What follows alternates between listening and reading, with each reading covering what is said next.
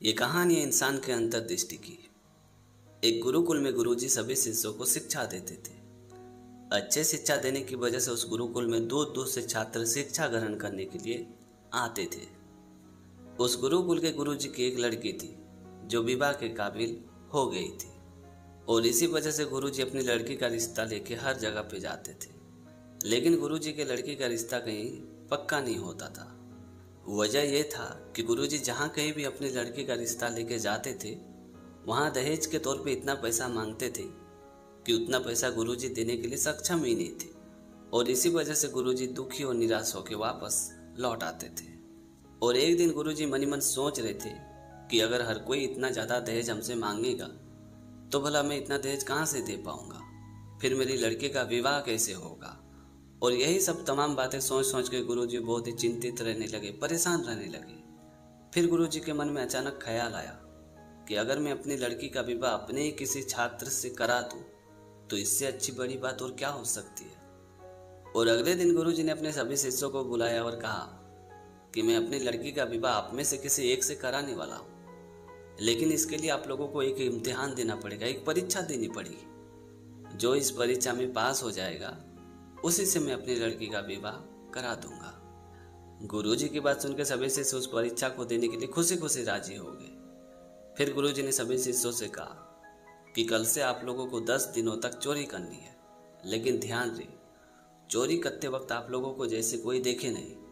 और दूसरी बात ये कि आप लोगों को सबसे छुपा के चोरी करना है। ये बात सुनते सभी शिष्यों ने कहा कि ठीक है गुरुजी, आप जैसा कह रहे हैं वैसे ही हम लोग करेंगे।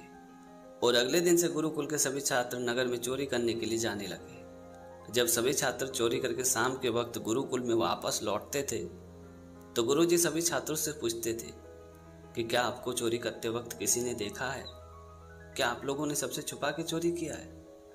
तभी सभी छात्र कहते थे कि हाँ गुरुजी, हमें चोरी करते वक्त किसी ने नहीं देखा है और हम सबसे छुपा के चोरी करके आए हैं। और इसी तरह हर रोज सभी छात्र नगर में चोरी करने के लिए जाते थे और शाम के वक्त गुरुकुल में वापस लौट आते थे। और हर रोज गुरुजी यही सवाल पूछते थे कि क्या आप लोगों ने सबसे छुपा के चोरी किए हो, क्या आप लोगों को चोरी करते वक्त किसी ने देखा है। और हर बार छात्र यही कहते थे कि नहीं गुरुजी, हमने सबसे छुपा के चोरी किया है और हमें चोरी करते वक्त किसी ने नहीं देखा है। और जब ये सिलसिला 5-6 दिनों तक चला तो गुरुजी ने नोटिस किया कि एक छात्र हर रोज चोरी करने के लिए जाता तो था, पर वो हर रोज खाली हाथ वापस गुरुकुल में लौट आता था। तो गुरुजी ने उस छात्र से पूछा कि तुम हर रोज चोरी करने जाते तो हो, पर तुम चोरियां क्यों नहीं करते हो, खाली हाथ क्यों लौट आते हो। ये बात सुनते हुए शिष्य ने गुरुजी से कहा कि गुरुजी, जब भी मैं चोरी करने के लिए जाता हूँ और जब मैं चोरी करता हूँ उस वक्त मैं ये सोचता हूँ कि भले मुझे चोरी करते वक्त कोई देखे या ना देखे, पर मेरी अंतरात्मा तो मुझे देखती है। और भले ही मैं सबसे छुपा के चोरी कर सकता हूँ, पर मैं खुद से छुप के कैसे चोरी कर सकता हूँ। खुद से तो हम कभी छुप ही नहीं सकते हैं। बस इसी वजह से मैं बगैर चोरी किए गुरुकुल में खाली हाथ वापस लौट आता हूँ। ये बात सुनते गुरुजी ने मुस्कुराते हुए उस छात्र से कहा कि यही जवाब तो मुझे सुनना था, और इसी चीज़ की तो मैंने परीक्षा रखी थी कि हमारी अंतरात्मा हमें देखती रहती है। और भले ही दुनिया में हम सबसे छिप सकते हैं, पर हम खुद से कभी नहीं छिप सकते हैं। उसके बाद गुरुजी ने अपनी लड़की का विवाह उस छात्र से खुशी खुशी करा दिया। इसीलिए कहते हैं कि कुछ गलतियां थी जो मैंने खुद से छुपाया था, पर सच कहूं तो मैं खुद से ही नहीं छुप पाया था। तो दोस्तों, छोटी सी कहानी में ये सिखाती कि क्या गलत है और क्या सही, ये हमें किसी से पूछने की जरूरत नहीं। आप खुद से सही और गलत का सवाल पूछना, यकीन मानिए दुनिया का सबसे बेस्ट आंसर आपको खुद से ही मिलेगा। ये कहानी एक तर्कशास्त्र पंडित की। तर्कशास्त्र के महापंडित रामनाथ जी एक जंगल में कुटिया बना के रहते थे और वहीं शिष्यों को शिक्षा देते थे। शिष्य जो भी थोड़े बहुत भिक्षा देते थे उन्हीं से उनका घर गुजारा होता था। और ये बात जब वहां के राजा को पता चली तो राजा को बड़ा ही दुख हो गया, क्योंकि वहां के राजा शिवचंद्र जी ने उन्हीं पंडित जी से तर्क शास्त्र की विद्या सीखी थी।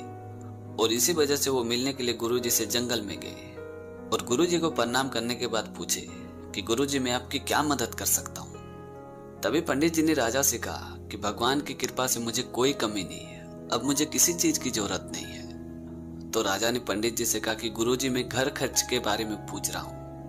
राजा की बात सुन के पंडित जी ने कहा कि अगर आपको घर खर्च के बारे में जानना है तो उसके लिए आप मेरे पत्नी से पूछ लीजिए। ये बात सुनते राजा सीधे पंडित जी के पत्नी के पास गया और प्रणाम करते हुए पूछा कि देवी जी आपको किसी प्रकार की कमी तो नहीं है ना। तभी पंडित जी की पत्नी ने कहा कि परमपिता परमेश्वर के होते हुए भला उनके भक्तों को क्या कमी रह सकती है। तो राजा ने वापस पूछा कि फिर भी अगर कोई जरूरत है तो आप हमें बता सकते हैं। तभी पंडित जी की पत्नी ने अपने कुटिया की ओर इशारा करते हुए बोली कि पहनने के लिए कपड़े हैं, सोने के लिए बिछोना है, पानी रखने के लिए मिट्टी का घड़ा है और शिष्य से जो थोड़े बहुत भिक्षा दे देते हैं उससे हमारा घर गुजारा हो जाता है, इससे भला और हमें चाहिए ही क्या।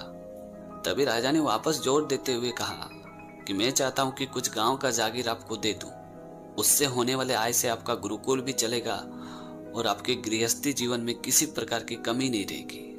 राजा की बात सुनकर पंडित जी की पत्नी ने बड़े सरल तरीके से कहा कि प्रत्येक मनुष्य को परमात्मा ने पहले से जीवन रूपी जागीर दे के रखा है। जो मनुष्य इस जीवन रूपी जागीर को संभालना सीख जाता है उसे जीवन में किसी प्रकार की कमी हो ही नहीं सकती है।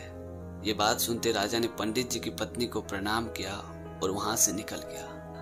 राजा जब अपने महल की ओर लौट रहे थे तो वो मन ही मन सोच रहे थे कि मेरे पास इतना धन दौलत होने के बावजूद भी मुझे आज ऐसा लग रहा है कि हमसे बड़ा भिखारी और कोई हो ही नहीं सकता है। तो दोस्तों छोटी सी कहानी में ये सिखाती कि जीवन में संतुष्टि का होना बहुत जरूरी है। अगर आपके अंदर संतुष्टि है तो यकीन मानिए आपसे बड़ा धनवान इस संसार में और कोई हो ही नहीं सकता है। तो दोस्तों आज की कहानी आपको कैसी लगी कमेंट करके जरूर बताना, और अगर आपने हमारे चैनल को अभी तक सब्सक्राइब नहीं किया तो प्लीज़ यार चैनल को सब्सक्राइब कर देना, क्योंकि इस तरह का कंटेंट मैं हमेशा अपने चैनल पे लाते रहता हूँ। तो आज के लिए इतना ही, मिलते अगले वीडियो में एक नई टॉपिक के साथ, एक नई कहानी के साथ। तब तक के लिए जय हिंद, वंदे मातरम।